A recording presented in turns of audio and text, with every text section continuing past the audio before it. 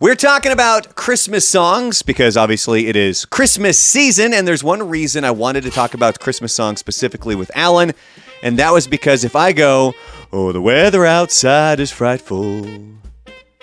Dum, da, dum, delightful. There you go. That was the moment when Alan and I knew that we were basically best friends forever. How were we, 19 when we did that? Yeah, and we completely forgot the rest of the lyrics of that song? Well, no. We were copying Carl Winslow from Die Hard. Oh, that's right.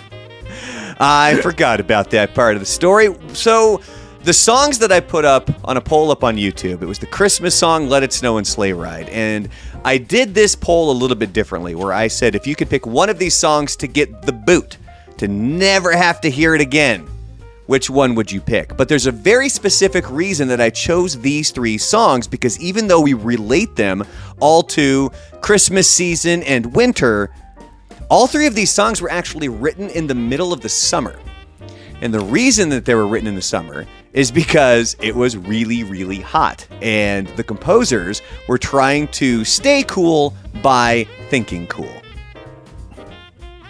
That's kind of funny. Where were these composers from? Like where? Like a couple of these songs, they were in Los Angeles, and then another one was actually in Connecticut. So the one that most people said they could do without is the Christmas song. Came in at 59%. Now this was during the summer of 1945. Mel Torme walked by a notepad on Robert Welles's piano, and it had 4 lines written on it.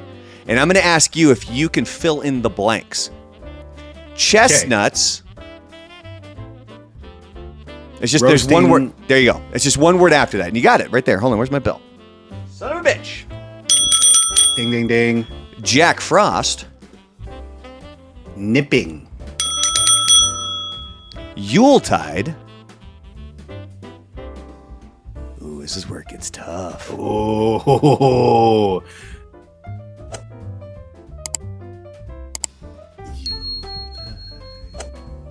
Are you trying to go through the song in your head?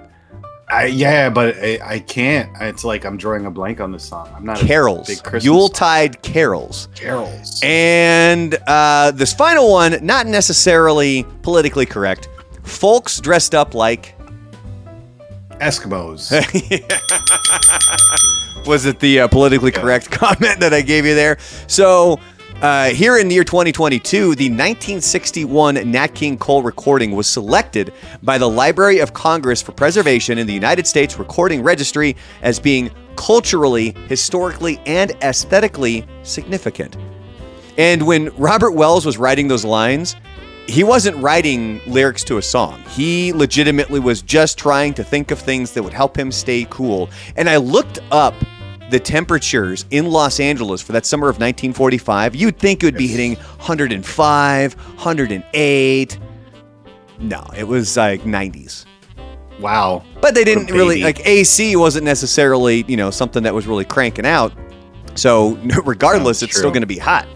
All right, coming in at number 2, Let It Snow, 24%. And this, of course, is the weather outside is frightful. Dum-de-dum, delightful. So this song was also written in that hot summer of 1945, and the lyrics were written by Sammy Kahn, and it was composed by Jules Stein. While this song is synonymous with the Christmas season here in the United States, it does get heavy airplay somewhere else at a different time of year.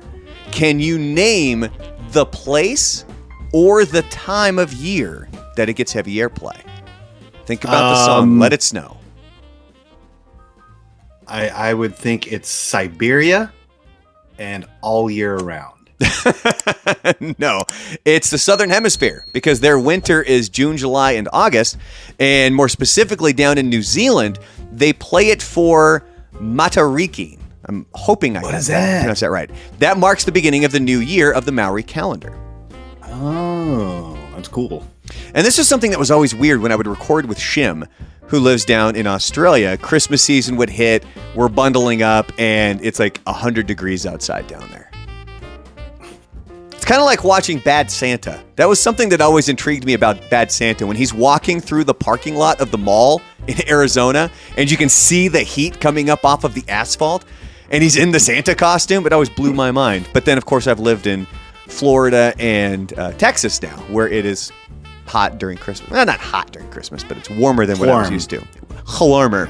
All right, the final song, Sleigh Ride, came in at 17%. This was the one that was actually written in Connecticut, and that was during the 1946 summer. So one more random fact here. There is a song that was written not even for Christmas, but it gets played during the Christmas season. Do you know what... I want to know if you can just shoot from the hip and guess which song was written for a completely different holiday. And if that we consider now a Christmas song? Now it's considered a Christmas song. Jingle Bells. Yeah. Is that a ring? That's totally, yeah, it's totally Jingle Bells. So it was originally titled The One Horse Open Sleigh. It didn't start as a Christmas song. It was written as a Thanksgiving song. And Jingle Bells was also one of the first songs broadcast from space. The crew up in space pranked Mission Control by playing it as they made it sound like they had spotted Santa. They were like, oh, what's this? We can see it over the horizon.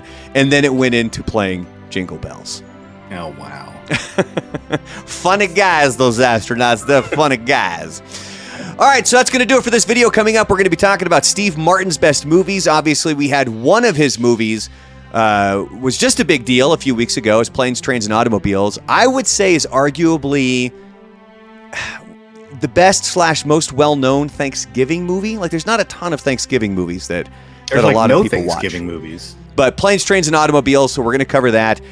So we're going to cover some of his best movies. And then we're also going to get to what were some of the top toys for Christmas every year. So we're going to be jumping down memory lane, and it's not going to matter what era you grew up in. Well, okay, I don't want to say that because we're not going to go past the 80s. So if you grew up earlier than the 80s, we might not cover it. I don't know, maybe we will.